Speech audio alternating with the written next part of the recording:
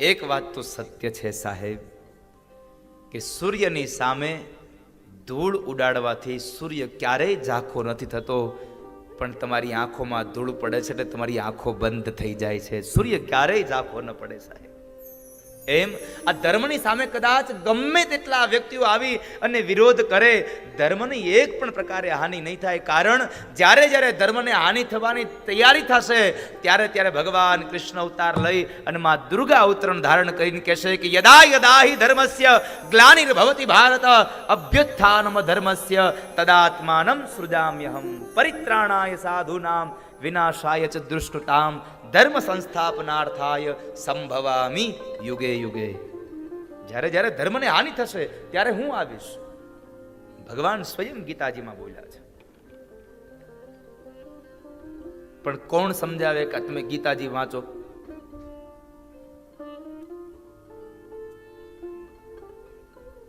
એનો ટાઈમ ન હોય.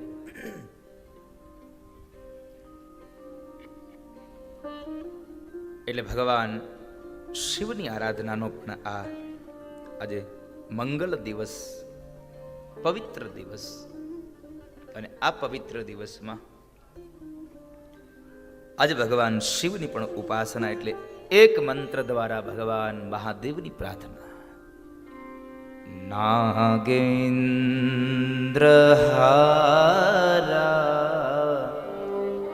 યત્રિલોચનાય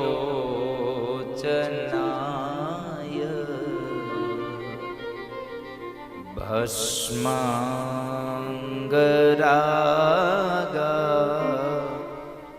યમહેશ્વરા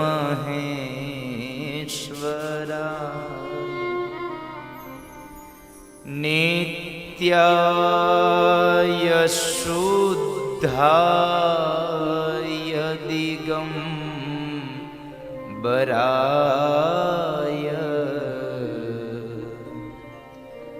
તસ્મૈ નકારાય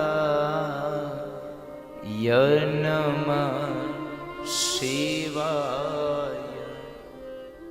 ભગવાન શિવના ચરણોમાં પ્રાર્થના કરી. અને શિવ તો તત્વ બહુ અલૌકિક છે, અદ્ભુત ચરિત્ર ભગવાન શિવનું પણ છે.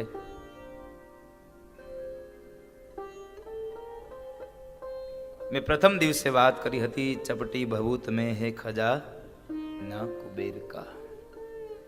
એવા ભગવાન સોમનાથ મહાદેવના સાનિધ્યમાં બેઠા છીએ. અને આ સોમનાથ મહાદેવના સાનિધ્યમાં બેઠા છીએ. આ મંદિરની એક બહુ એક આની એક ખાસિયત એ છે, મને અહીંના ટ્રસ્ટીઓએ અને વડીલોએ વાત બતાવી, આનંદ થયો એ વાત જાણીને કે દાદા, આટલું ઊંચું શિખરબંધ મંદિર છે ને, છતાં પણ આ મંદિરમાં કોઈ પણ જગ્યાએ એક પણ લોખંડનો સળિયો વાપરવામાં નથી આવ્યો. આ બહુ મહાનતાની વાત છે સાહેબ. નહીં તો આપણા ઘરની અંદર એકાદા સ્લેબ લેવો હોય તો કેટલા જાડા જાડા સળિયા નાખીએ તઈ તો ઉભો રહી, કેટલા મજબૂત પિલોર બનાવીએ ત્યારે આપણા ઘરના એ છત ટકતા હોય છે. પણ આ તો સાહેબ રાખવું કે પછાડવું એ તો એના હાથની વાત છે. એટલા માટે આ 150 ફૂટનું આ ઊંચું મંદિર આજે પણ હજી વગર સળિયાનું સાહેબ આમનામ ઊભું છે. એનો એકમાત્ર જો નિર્ણય હોય, એકમાત્ર એનો પરિણામ હોય તો માત્ર ને માત્ર ભગવાન સોમનાથ મહાદેવની આપણા પર કૃપા છે. એટલા માટે અડીખમ મંદિર છે સાહેબ. સાથે બાજુમાં ભગવાન રાધા અને કૃષ્ણ બિરાજે. એક બાજુ ભગવાન મર્યાદાની મૂર્તિ રામ બિરાજે અને વળી પાછા એક બાજુ માં જગદંબા બિરાજે છે. કેટલું આ દિવ્ય મંદિર બનાવ્યું છે.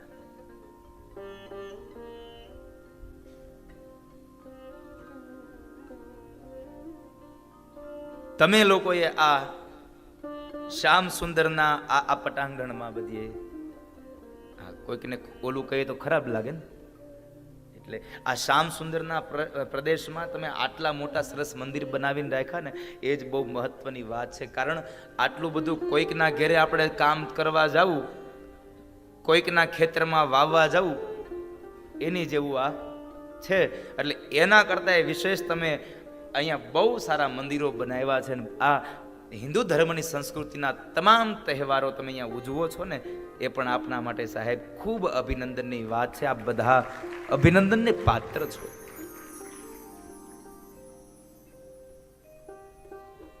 ભગવાન શિવની ઉપાસનાનો આજ દિવસ.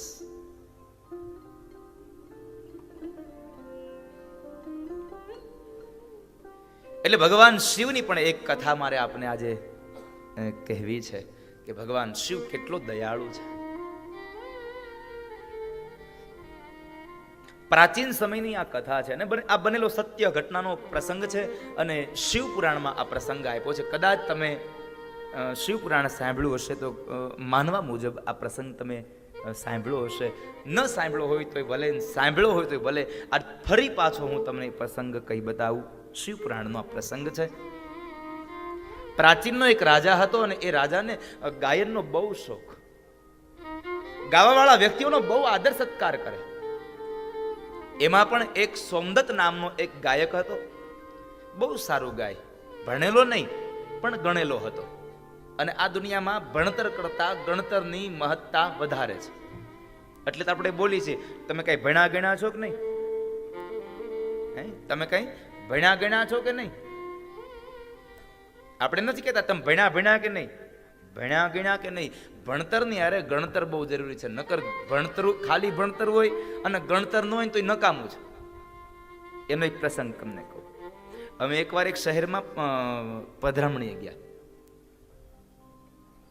એટલે આખું ફેમિલી વેલ એજ્યુકેટેડ, ભણેલું ગણેલું, અને બધા વળી પાછા સારી સારી ડિગ્રીઓ પ્રાપ્ત કરેલા. એટલે અમે પધરામણીમાં ગયા. એટલે હું બેઠો હતો અને મારી આજુબાજુમાં બધા બેઠા હતા. એટલે એ જે ઘરે પધરામણીમાં ગયો હતો એ ઘરવાળા એ બેન મને બધાની ઓળખાણ કરાવે.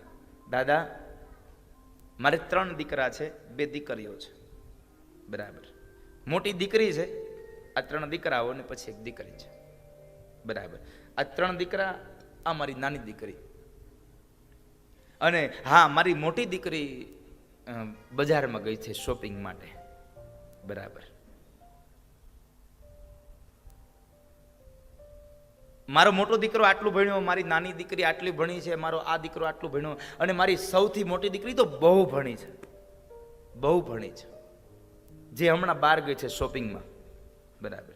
થોડીક વાર થઈને ત્યાં બરાબર ઓલી શોપિંગમાં ગઈ હતી, એ ભણેલી દીકરી આવી. એ બેને ચોખવટ નહોતી કરી, આ દીકરી શું લેવા ગઈ છે. બરાબર આમ આવીને અને આમ હજી હું કાંઈ પૂછું ન પૂછું ત્યાર પેલા એ દીકરી બરાબર આમ પ્રવેશ કર્યો હોલમાં, બેઠક રૂમમાં. એટલે એ બેને કીધું, જો દાદા, હું નહોતી કહેતી મારે મોટી દીકરી છે ને બહુ ભણી છે, બહુ જાજુ ભણી છે. એ આ. મેં કીધું બરાબર, આ મોટી દીકરી એમને? હા, એ શોપિંગમાં ગઈ હતી. મેં કીધું અચ્છા, એ શાકભાજી લેવા ગઈ હતી. એટલે બેન તો મારી સામે આમ આશ્ચર્યચકિત થઈ ગયા કે તમને કેમ ખબર પડી ગયા શાકભાજી લેવા ગઈ હતી? મેં કીધું બેન, તમારી દીકરી ભણી છે બહુ, પણ ગણી નથી. એને કહેજો શાકભાજી લેવા જાય ને ત્યારે ટમેટા છેલ્લે લેવાય.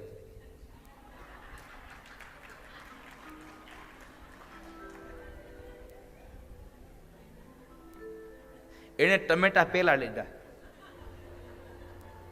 માથે ગાજર, બટેટા, કોબીનો દળિયો, રીંગણા, આ બધું નાખ્યા. બિચારીએ લીધા હતા ટમેટા, પણ ઘરે આવીને ત્યાં સૂપ થઈ ગયું. ટમેટાનો રસ ઢોળાતો આવતો હતો. એટલે માત્ર ને માત્ર ભણતર, મારો કહેવાનો હાસ્યની સાથે કહેવાનો ભાવાર્થ છે કે માત્ર ભણતર જરૂરી નથી, સાથે ગણતર પણ જરૂરી છે. માટે દીકરા દીકરીઓને ભણાવજો, ચોક્કસ ભણાવજો, ખૂબ ભણાવજો, પણ સાથે સાથે આપણું ગણતર પણ જરૂરી છે, એને ગણાવજો.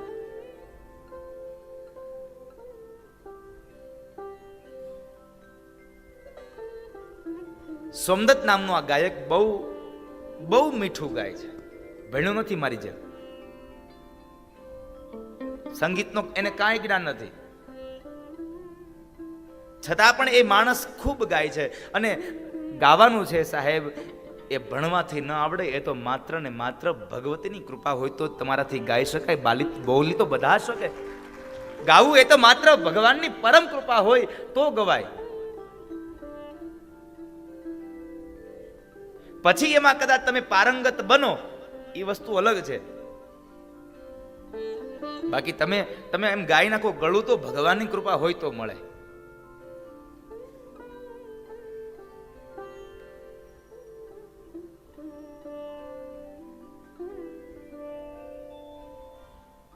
એટલે બરાબર સોમદત્ત નામનો જે ગાયક છે એ પ્રાચીન જે રાજા છે એ રાજાના મહેલમાં આવે અને રાજાની કચેરી ભરાણી હોય ને ખૂબ ભાવથી એ ગીતો ગાય, એ ગઝલો ગાય, આનંદ આવે.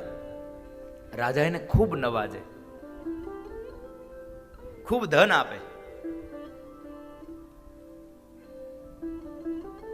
અને બરાબર એ સમયે એક વખતના સમયે બરાબર પરદેશી એક ગાયક આવ્યો અને એ પરદેશી ગાયક રાજાના દરબારમાં આવી અને પોતે ધીમે ધીમે ગાવાનું ચાલુ કર્યું. જ્યારે જ્યારે સોમદત્ત ન હોય ત્યારે એ રાજા પાસે પહોંચી જાય અને નત નવા અવાજથી, સારા સારા સુરમાં, નત નવા રાગોમાં એ મીઠા મધુરા અવાજે ગાવા લાગ્યો. પેલા વિદેશી ગાયકને બહુ ઈર્ષા થઈ કે પેલો મહારાજા ઓલાને કઈ આવડતું નથી અને છતાં પણ એ માણસને આટલી બધી ભેટ સોગાદ આપ્યા કરે છે, આનું કંઈક કરવું પડશે. એટલે એણે રાજાને એકાંતમાં કીધું, મહારાજ એક કામ કરો ને, તમે આમનામ નકરું પેલાને દાન દીધા કરો છો, ભેટ આપો છો, તો ગાવ તો હું છું, તમારી ભેટ યોગ્ય જગ્યાએ જાવી જોઈએ. તમે એક કામ કરો, ગાવાની પ્રતિયોગિતા રાખો, તમે કોમ્પિટિશન રાખો, એમાં જે જીતે એને તમે ભેટને સોગાદ આપો. રાજાને આ વાત ગમી એટલે રાજાએ બરાબર પ્રતિયોગિતાનું આયોજન કરી નાખ્યું. પેલો સોમદત્ત નામનો જે માણસ છે, બ્રાહ્મણ છે, એને ખબર પડી કે અહીંયા કંઈક આયોજન થયું અને આયોજનમાં પેલા વિદેશી ગાયકે મહારાજના કાન બંભેર્યા છે. એટલે આજે પ્રતિયોગિતા થશે અને મને તો કઈ આવડતું નથી ને પેલો વિદેશી ગાયક બહુ ભણેલો છે, બહુ વધારે ભણ્યો છે અને સુરનું જ્ઞાન તો બહુ છે, રાગ રાગીણી બહુ જાણે છે અને કદાચ હું આ પ્રતિયોગિતામાં જઈશ તો હું જ હારીશ. આજ તો મારા હવે રોટલી છીનવાઈ જશે, મારી આજીવિકા છીનવાઈ જશે.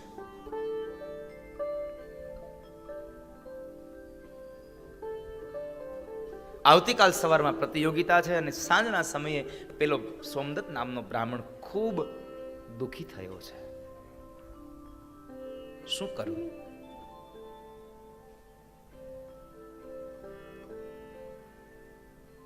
બ્રાહ્મણનો સંતાન છે એટલે અન્યત્ર જવા કરતા એણે ભગવાન શિવનો આશ્રય લીધો છે.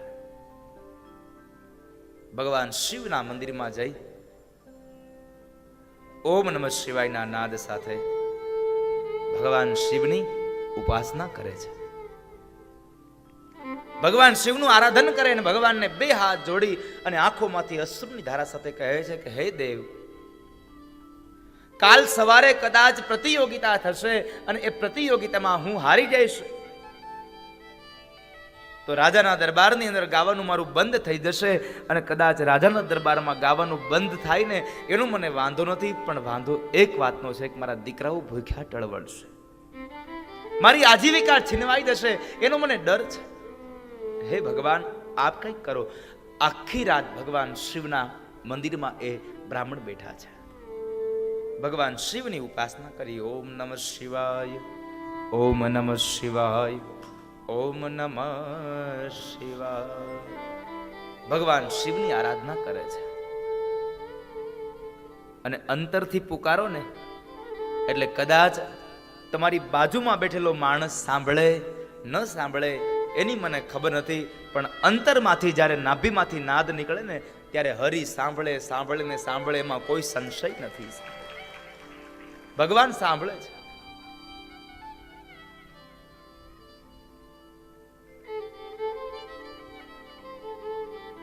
અને એ સમય ભગવાન શિવે એની આરાધના સાંભળી.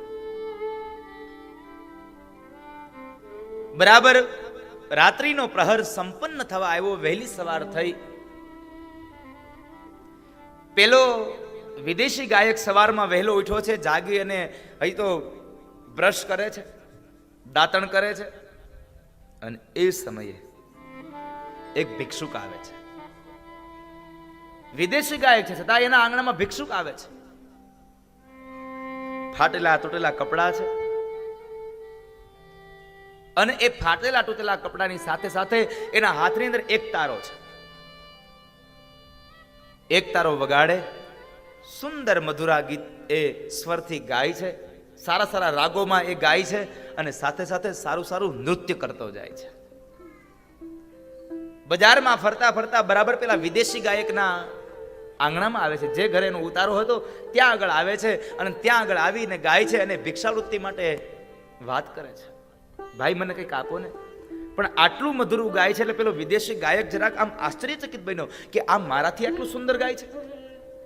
એના કપડામાં કઈ ફાટેલા તૂટેલા છે નથી, એનો કઈ આમ આમ પહેરવેશ સારો.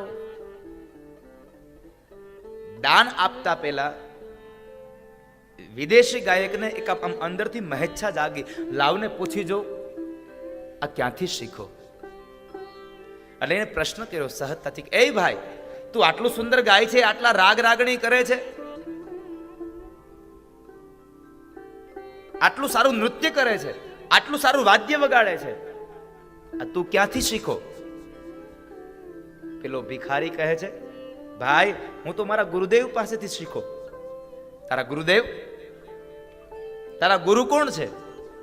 ભાઈ મારા ગુરુ તો સોમદત્ત નામના બ્રાહ્મણ છે. સોમદત્ત નામના બ્રાહ્મણ જે ગુરુ છે. આટલા શબ્દો સાંભળ્યા એટલે એકદમ આશ્ચર્યચકિત બની ગયો પેલો વિદેશી ગાયક કે એનામાં આટલું બધું જ્ઞાન. અરે મારા કરતા તો વધારે ઈ જ્ઞાની છે. જો કાલ સવારે હું પ્રતિયોગિતામાં જઈશ ને તો મારી તો આબરૂ જશે. એટલે કોઈને કીધા વગર, કારણ જે શિષ્યની અંદર વધારે જ્ઞાન હોય તો એના ગુરુમાં કેટલું જ્ઞાન હોય. આવું સમજી અને પેલો વિદેશી ગાયક પ્રતિયોગિતામાં જવાને બદલે એ શહેર છોડી, નગર છોડી અને અન્યત્ર ચાલ્યો ગયો. આ બાજુ રાજાના દરબારની અંદર પ્રતિયોગિતા થઈ. સોમદત્ત નામના બ્રાહ્મણ ત્યાં આવે છે અને એ સોમદત્ત નામના બ્રાહ્મણે પોતાની ગાયનની અંદર પ્રતિયોગિતાને જીતી. આ શિવ મહાપુરાણની અંદર ભગવાન વેદવ્યાસ એમ કહે છે કે ભિખારી બનીને જે કોઈ આવ્યું હતું ને, બીજું કોઈ નહીં, ભગવાન સ્વયં ભગવાન શિવ પોતે હતા. બીજું કોઈ ન હતું સાહેબ, સ્વયં ભગવાન શિવ પોતે હતા. અને એ પણ સાહેબ એ તો નટરાજ છે. અને એટલે કહેવું ગમે, ગંભીર મૃદંગના. એ ભગવાન શિવનો આજ સોમવાર છે એટલે ભગવાન શિવની પણ ઉપાસનાનો દિવસ. એ શિવ ઉપાસનાની સાથે સાથે આજે શક્તિની ઉપાસનાનો આ મંગલ અવસર. એ મંગલ અવસરમાં ગઈકાલે મેં આપને શ્રીમદ દેવી ભાગવતના પ્રથમ સ્કંદની એક પ્રથમ કથા, ભગવાનનો હયગ્રીવ અવતાર માતા મહાલક્ષ્મીના એકમાત્ર કહેવાથી એકમાત્ર શ્રાપને લઈ થયો, એની કથા આપણે ગઈકાલે જોઈ. અને આજે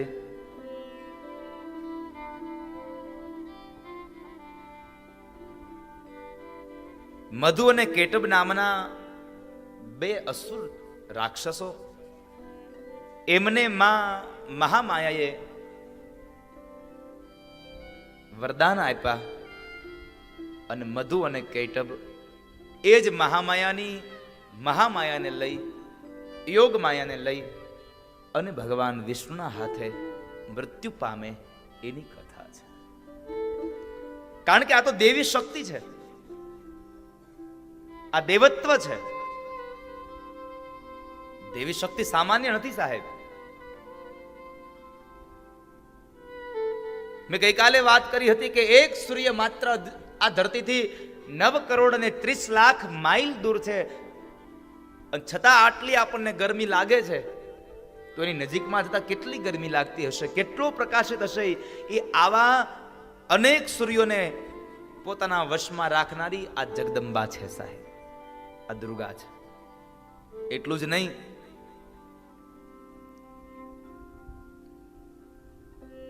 ઊંડાણથી જો આ વાતને જાણવા જઈએ ને તો આપણી ભાષામાં એક વાત કહું તો સાહિત્યકારો અને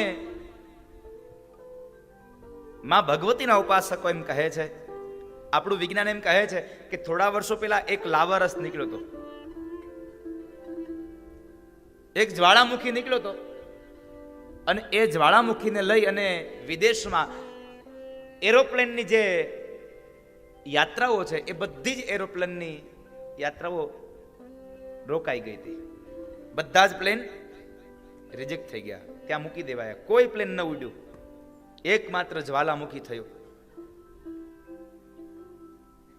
પણ તમને આજે એક વાત કહું સાહેબ, તો આવા કરોડો જ્વાલામુખીનો હાર માં જગદંબા પોતાના ગળામાં ધારણ કરે છે સાહેબ. કરોડો જ્વાળામુખી, તો વિચાર કરો, કરોડો જ્વાળામુખીનો હાર જે માં જગદંબાએ પોતાના ગળાની અંદર જ્યારે દૈત્યોનો સંહાર કરવા જાય અને એને ધારણ કર્યો હોય, તો એ સ્વયં કેવડી જ્વાળામુખી હશે સાહેબ, એ સ્વયં કેવડી મોટી જ્વાળા હશે. એ મહામાયાનું આજે આ ચરિત્ર ગાવાનો અવસર,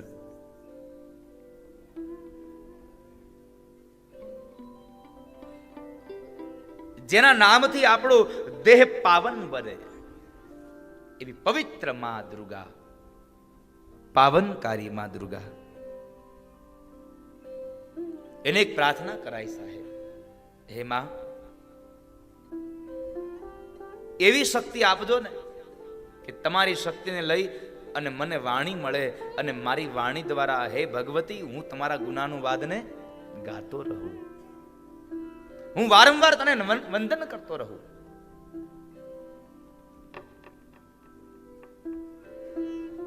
એટલે કહેવું ગમે, શું થાય આપણાથી? કશું ન થાય. જેનું નામ લઈએ ને પવિત્ર બની જવાય એવી માં દુર્ગા, જેના દર્શન કરીએ, જેનું ચરણામૃત લઈએ એવી માં ભાગીરથી ગંગા. પણ આજે એક વિશેષ આનંદ એ થયો કે આજે પરેશભાઈ, શૈલેષભાઈ અને મયુરભાઈ, હિતેશભાઈ, આ બધાએ મને નાઇલ ગંગાનો સાહેબ આજે સ્પર્શ કરાવ્યો, એનો મને દર્શન કરાવ્યા.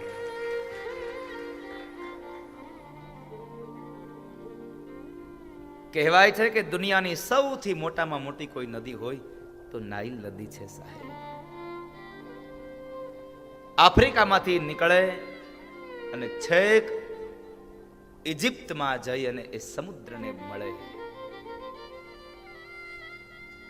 આજેનું મેં ઉદ્ભવ સ્થાન જોયું નથી સાહેબ, એ ઉદ્ભવ સ્થાનના આજ અમે દર્શન કર્યા છે. જોવા માટે તો પ્રદર્શન હોય, પણ આ તો દર્શન હતા, એટલે મારે એને જોવું નથી કહેવું, એના મેં દર્શન કર્યા છે. આજે કેટલી પાવન એ ગંગા સાહેબ.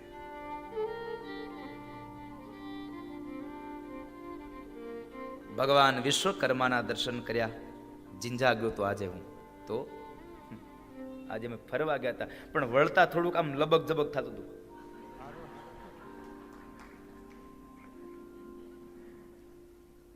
કે ટાઈમે પૂગી જાય તો સારું. માજીને ખબર છે હું 4 વાગે આવીને તો જમ્યો અને જમીન સીધું અહીંયા પહોંચ્યો પાછો.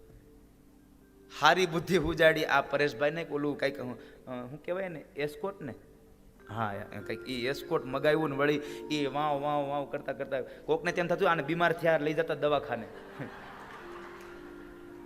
કાંઈ વાંધો નહીં, તમે એમ માનજો, પણ અમને લઈ જાઓ. અને ખરેખર તો હું દવાખાને જ આવ્યો છું, કારણ હાડકું ભાંગી જાય ને એના ડોક્ટર છે, કિડની ફેલ થઈ જાય એના ડોક્ટર છે, કેન્સર થાય એના ડોક્ટર છે, પણ મન નબળા પડી જાય એના ડોક્ટર ક્યાં સાહેબ? એની હોસ્પિટલો ક્યાં? આ મનથી જે માણસ નબળા પડી ગયા હોય ને એને મનથી મક્કમ બનાવવા માટે સાહેબ આ ધર્મની સભાઓ હોસ્પિટલ છે અમારી. જે માણસ મનથી જે હાવ આમ ઢીલો પડી ગયો છે, માયુસ બની ગયો છે, એને મનથી મક્કમ બનાવવા માટે આ સદવિચારોની આ એક માત્ર ને માત્ર અમારી હોસ્પિટલ દવાખાનું છે. બપોરનું ભોજન કર્યું અમે રણમલભાઈને ત્યાં, કદાચ આવ્યા છે મિત્ર, હમણાં આવે છે ને?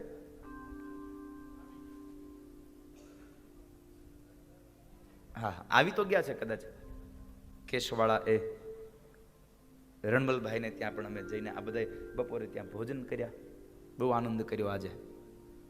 હા, થોડીક બીક લાગી વળતા, પૂગી જાય પછી મજા આવી. નકર હતું તમે અહીંયા મારી પેલા આવીને બેસી જાઓ, જોકે તમારે આવવાનું જ હતું મારા પેલા, પણ સાહેબ આ પ્રદેશ તો પ્રદેશ છે. આ લીલોતરી એટલી હતી ને કે જોઈને આંખના નંબર વ્યા જાય, એટલી આમ લીલોતરી હતી. આનંદ થયો આજે અમને. એવું જ વળી પાછું જિંજામાં પણ પેલું સનાતન ધર્મનું મંડળના આપણું એ મંદિર ત્યાં ગયો હતો, ત્યાં પણ દર્શન કર્યા ભગવાન ચતુર્ભુજ નારાયણના, મા અંબાના દર્શન કર્યા. આનંદ થયો આજે. વિદેશની ધરતીમાં પણ આટલું પાવન અને પવિત્ર આવા ધર્મસ્થાનો આ બધા અહીંયા જાળવી રાખ્યા છે, એટલે એનો આનંદ છે સાહેબ.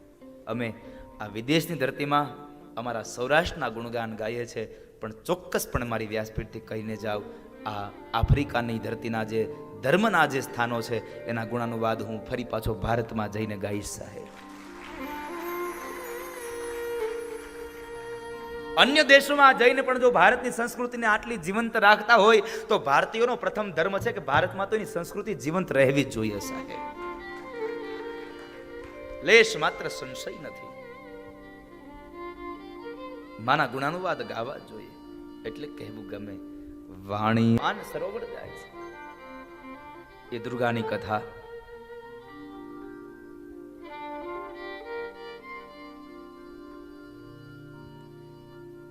એ મહામાયાની કથા આજ મધુ અને કેટબ. પ્રાચીન સમયની આ કથા છે કે ભગવાન વિષ્ણુ એકલા શેષનાગની શૈયા ઉપર એ સમુદ્રમાં સૂતા છે, અને ત્યારે એમના કાનના મેલમાંથી બે અસુર પ્રગટ થયા, મધુ અને કેટબ. મધુ અને કેટબના કાનમાંથી મેલ પડ્યો ને એમાંથી પ્રગટ થયા. બે સમુદ્રમાં નિવાસ કરે છે, અને એ સમયે એ સમુદ્રમાં નિવાસ કરતા કરતા બે જે એ અસુરો હતા, મધુ અને કેટબ, એ મધુ અને કેટબના મનની અંદર એક વિચાર સ્ફુર્યો કે આપણે જે જળની અંદર રહી છીએ એ જળ અહીંયા છે, પણ તો કોની ઉપર છે? કારણ આ દુનિયાનો નિયમ છે કે આધાર વગર કોઈ વસ્તુ ટકે નહીં. કોઈકને કોઈકનો આધાર છે. તો આ જળ કોને આધારે? આપણે જે સમુદ્રમાં રહીએ છીએ એ સમુદ્ર કોના આધારે? આ સમુદ્રને કોણે ટકાવ્યું છે? આવો વિચાર આવ્યો. આ જળ કોણે પેદા કર્યું છે? તો કંઈક તો છે આમાં કશુંક તો તત્વ સમાયેલું છે. અને આવો વિચાર આવવો જ જોઈએ સાહેબ. આપણને વિચાર ન આવે? આ પૃથ્વી બનાવી કેમ બનાવી છે? આટલી બધી માટી ક્યાં લેવા ગયા હશે ભગવાન? ભીમભલા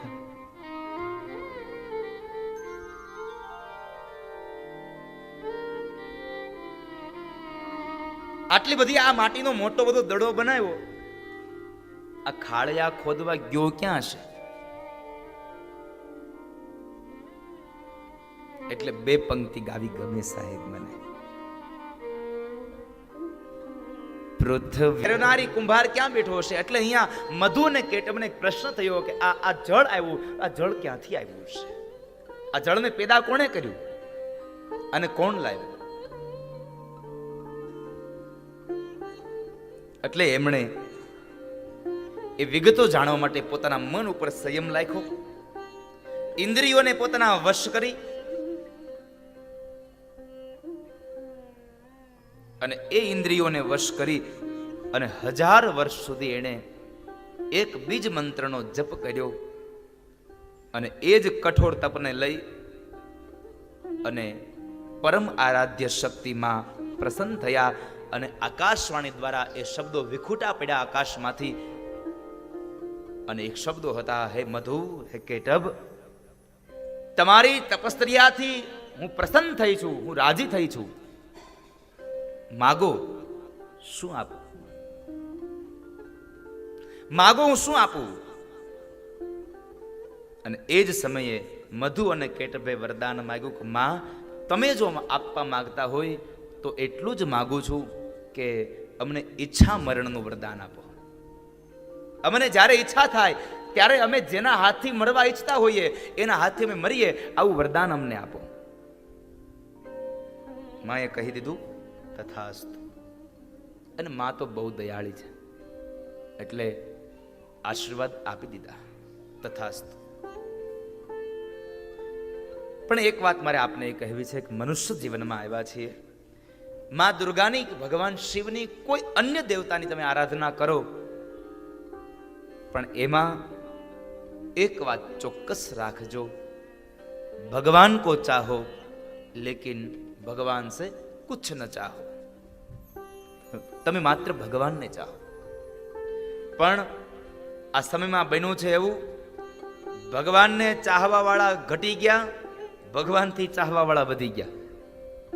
મને આ દેજો, મને તે દેજો. બે હાથ જોડ્યા નથી ને કાંઈ કેસર ચાલુ થઈ નથી. બે હાથ જોડાય એટલે તરત કેસર ચાલુ, મને આ દેજો, મને તે દેજો. પણ એક વાત મારે તમને કહેવી છે કે તમે જેટલું માગો ને એટલું બધું આપી દેવું. હા, તમને માગવાની કઈ લિમિટ હોય કે નહીં હોય એ મને ખબર નથી, પણ ઓલાને જરાક લિમિટ છે એવું આપવાની. એ બધું કઈ આપી ન દે એમને, એના માપ મારે. તમે માગો ને બધું આપી દે એમ હાવ બધું રેઢું નથી પડ્યું સાહેબ. હમણાં તો માણસ શીખો છે, મંદિરમાં જાય અને નત નવું માગી આવે.